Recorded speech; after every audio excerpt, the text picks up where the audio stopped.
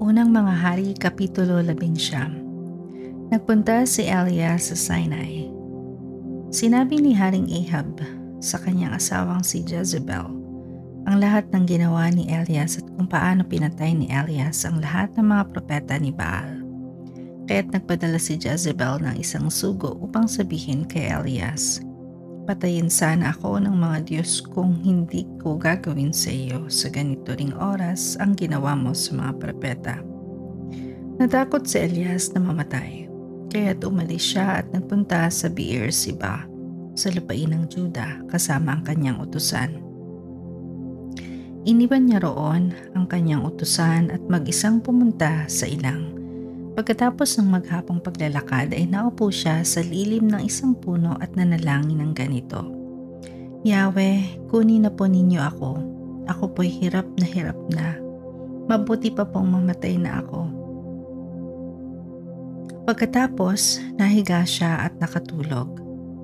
Ngunit dumating ang isang anghel.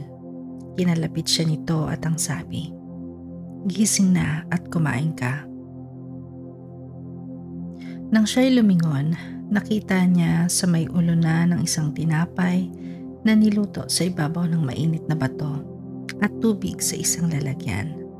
Kumain nga siya at uminom.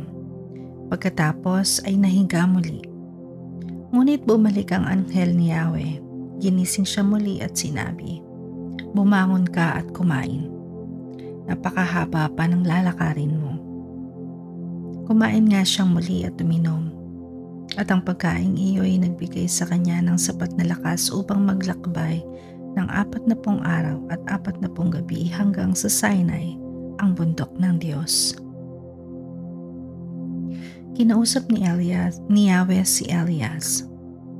Pumasok siya sa isang yungib at doon nagpalipas ng gabi. Walang ano-ano'y nagsalita sa kanya si Yahweh.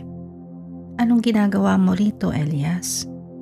Sumagot si Elias, "Yahweh, Diyos na makapangyarihan sa lahat, ikaw lang po ang pinaglingkuran ko sa tanang buhay ko. Subalit sinira po ng bayang Israel ang kanilang kasunduan sa inyo. Winasak nila ang inyong mga altar at pinatay ang inyong mga propeta. Ako na lamang ang natitira at pinaghahanap nila ako upang patayin din." Ganito ang sagot sa kanya, "Lumabas ka at tumayo sa ibabaw ng bundok sa harapan ko." Pagkasabi nito ay dumaan si Yahweh at umihip ang napakalakas na hangin. Sumabog ang bundok at nagkadurog-durog ang mga bato sa lakas ng hangin, ngunit wala sa hangin si Yahweh. Nang tumigil ang hangin ay lumindol, ngunit wala sa lindol si Yahweh. Pagkalipas ng lindol ay kumidlat, ngunit wala rin sa kidlat si Yahweh. Pagkalipas ng kidlat, narinig niya ang isang banayad na tinig. Lumabas si Elias. Tinakpa ng balabal ang kanyang muka at naghintay sa bunganga ng kuweba. Narinig niya ang isang tinig na nagsabi, "Elias, anong ginagawa mo rito?"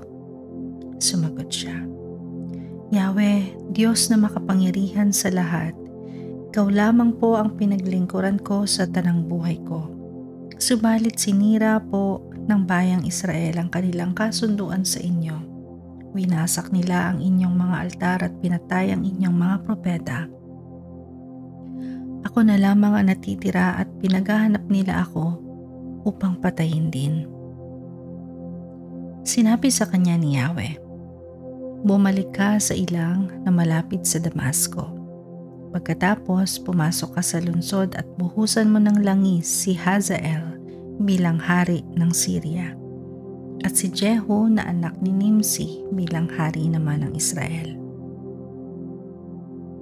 Buhusan mo rin ng langis si Eliseo na anak ni Safat na taga Abel-Meholah bilang propeta na hahalili sa iyo. Ang makaligtas sa tabak ni Hazael ay papatayin ni Jehu.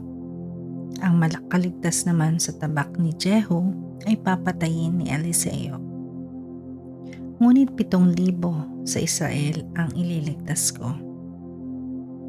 Ang mga taong ito, ang mga taong hindi lumuhod kay Baal at hindi umahalik sa kanyang imahen.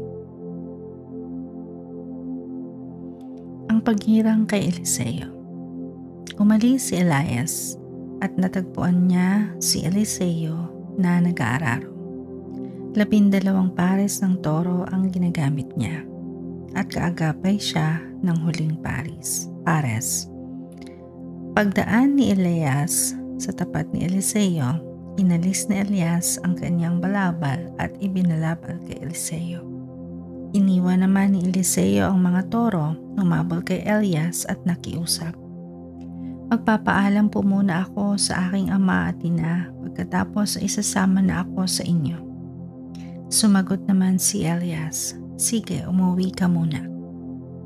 Umuwi nga si Eliseo, nagpatay siya ng 1 pares na toro at iniluto. Ginamit niyang panggatong ang mga pamatok at mga araro. Ipinakain niya ito sa mga tao at sumunod kay Elias at naging lingkod nito.